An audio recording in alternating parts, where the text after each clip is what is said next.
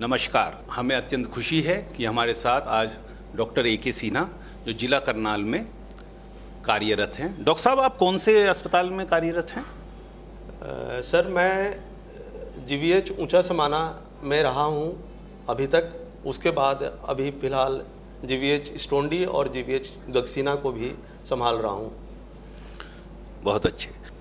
Doctor साहब, जो आपके हरियाणा में पशुपालन से संबंधित पशु बीमा योजना इस समय चल रही है, इसकी क्या खासियत है? इसकी सबसे बड़ी खासियत तो यह है, यह आसानी से हर पशुपालक को उपलब्ध है।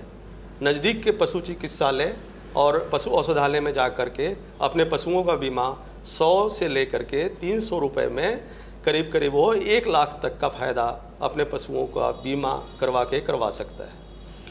डॉक्टर साहब, जैसे ये स्कीम आपने बताया कि पिछले 5 साल से आपके राज्य में चल रही है, बीमा कराना तो हम देखते हैं कि हो जाता है।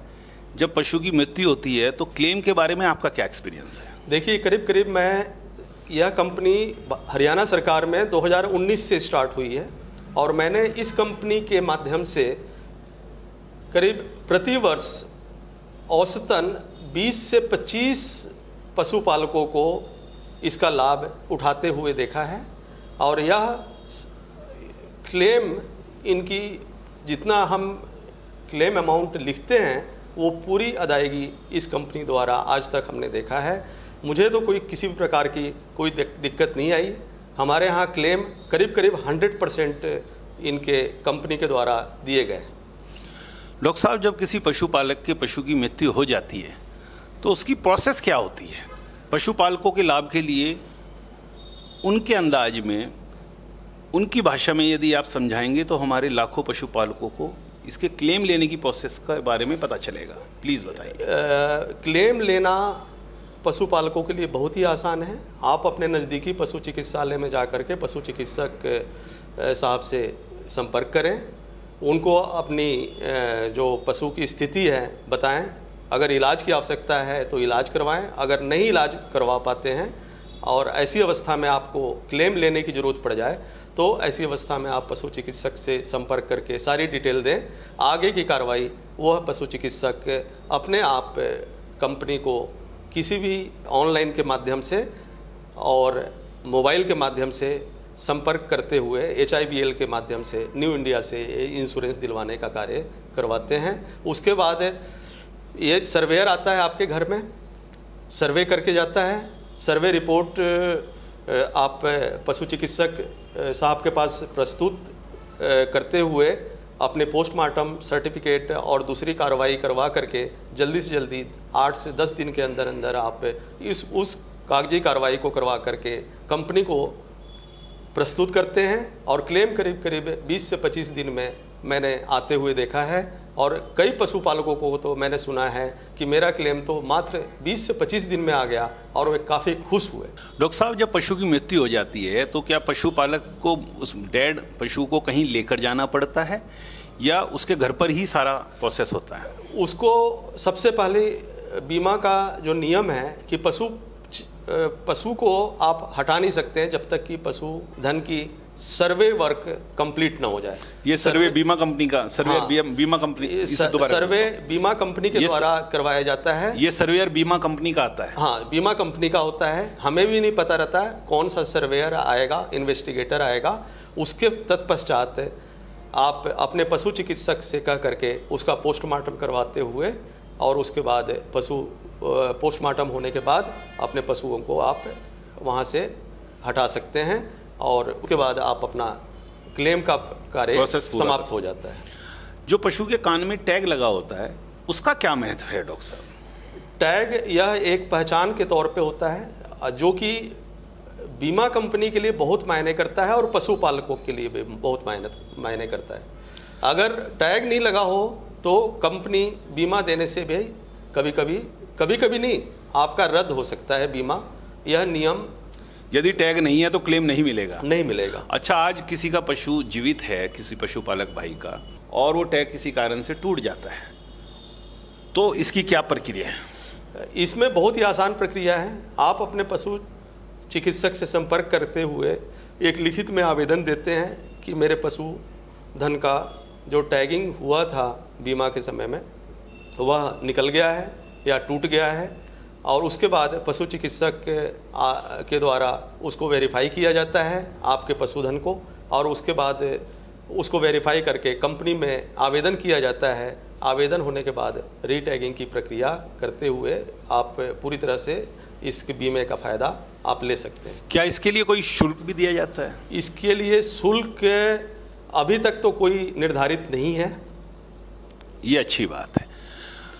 डॉक्टर साहब, जैसे हम इतने गांव में गए, इतने प्यारे पशुपालक भाइयों से मिले, कुछ जगह जो हमने समस्या देखी, पशुपालकों ने कहा कि उनका क्लेम पास हो गया, बीमा कंपनी ने कहा कि हमने उनका पेमेंट उनके बैंक अकाउंट में ट्रांसफ़र कर दिया, पर वो उसके बैंक अकाउंट में ना जाकर बीमा कंपनी के अकाउंट में वापस चला गया। इसका क्या कारण हो सकता है? देखिए, छोटी छोटी कारण है इसमें। एक तो आपने ध्यान देना है कि वह खाता आपका जो आप खाता दे रहे हैं, बैंक अकाउंट नंबर दे रहे हैं, वह जनधन अकाउंट ना हो। जनधन खाता में जो आप अपना खाता खुलवाते हैं, ऐसे समय में जब बीमा क्लेम की बारी आती है तो आप ऐसे समय में जनधन खाता नंबर ना दे करके कोई और खाता नंबर दें, क्योंकि देखा गया है कि जनधन खाता के द्वारा जब आप क्लेम लेने की कोशिश करते हैं तो वह 10,000 से ज़्यादा बीमा की रकम होती है और वह क्लेम आपके बैंक खाते में नहीं आ पाता और वापस चला जाता है कंपनी को। इसके अलावा भी और कोई कारण है? दूसरा कारण है, किसी भी प्रकार की जो बैंकों का समायोजन हुआ है, 2-2, 3-3 बैंकों को मिला करके एक बैंक आज के समय में कर दिया गया है सरकार के द्वारा। ऐसे समय में कोई IFSC कोड या ब्रांच कोड में परिवर्तन हो, अगर हुआ हो, नाम में परिवर्तन हुआ हो, तो ऐसे समय में आप अपने बैंक का डिटेल नए बैंक का नाम के हिसाब से और IFSC कोड के हिसाब से कंपनी को अगर प्रस्तुत करते हैं तो किसी भी प्रकार की आपको दिक्कत नहीं आएगी। यदि आपका बचत खाता और बैंक अकाउंट इनएक्टिव है, अधिकतर लोगों का बचत खाता या अकाउंट इनएक्टिव होता है, ऐसी अवस्थाओं में भी आपका जो बीमा की रकम है वह आपके खाते में जमा नहीं हो पाती है। ऐसी अवस्था में क्या करना चाहिए डॉक्टर साहब, जहां अकाउंट इनएक्टिव है? ऐसी अवस्था में आप जल्दी से जल्दी उसमें कुछ न कुछ पैसे डाल करके उसको एक्टिव कर दें और उसके बाद कंपनी को ही उस चालू खाता को आप खाता नंबर को दें। तो पशुपालक भाइयों, डॉक्टर सिन्हा ने बहुत अच्छे तरीके से हमें अपने मृत पशु के क्लेम लेने का तरीका समझाया और जो उसके बारे में परेशानियां आती हैं उसके बारे में एक्सप्लेन किया। हम डॉक्टर साहब के बहुत आभारी हैं। धन्यवाद डॉक्टर साहब। धन्यवाद जी।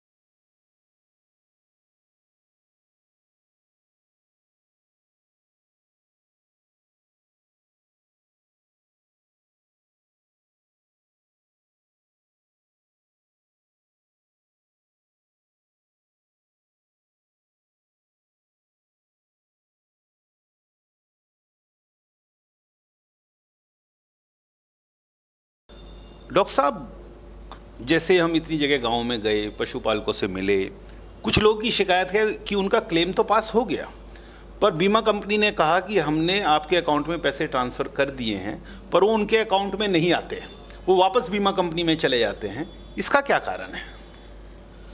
देखिए, कागजी कार्रवाई में कहीं लिखने में अकाउंट नंबर कहीं लिखने में कोई गलती हो जाए, या पासबुक में कोई IFSC कोड या बैंक का परिवर्तन हो जाए, बैंक के नाम में परिवर्तन हुए हैं, कई बैंकों को समायोजित किया गया है एक बैंक में, जो तो कुछ बैंक एक दूसरे में मिलाए गए हैं, मर्जर किए गए हैं। हाँ, तो अच्छा। उस दौरान कभी कभी क्या होता है कि IFSC कोड और कुछ अकाउंट में गड़बड़ी होने की वजह से कभी कभी क्लेम सेटल होने में दिक्कत आती है। इसका ध्यान थोड़ा सा पशुपालकों को इसका भी मतलब रखना ये है पशुपालकों कि आपका अकाउंट एक ऐसे बैंक में था जो किसी और बड़े बैंक में मिला दिया गया है, और यदि आप अकाउंट की डिटेल पुराने वाले बैंक की दे रहे हैं तो आपका पेमेंट टाइम से नहीं आएगा। इस समय यदि आपके पशु का क्लेम ड्यू हो गया है तो आप अपने नए बैंक का IFSC कोड और बैंक अकाउंट नंबर दें। अच्छा डॉक्टर साहब, ये क्लेम के लिए क्या कोई फीस भी देनी होती है पशुपालकों को? क्लेम लेने के लिए किसी भी प्रकार की फीस नहीं है, किसी भी प्रकार की इसके लिए शुल्क नहीं लिया जाता है। सारी सेवाएं मुफ्त में प्रदान की जाती है सरकार द्वारा, इसके ऊपर कोई शुल्क नहीं लगता।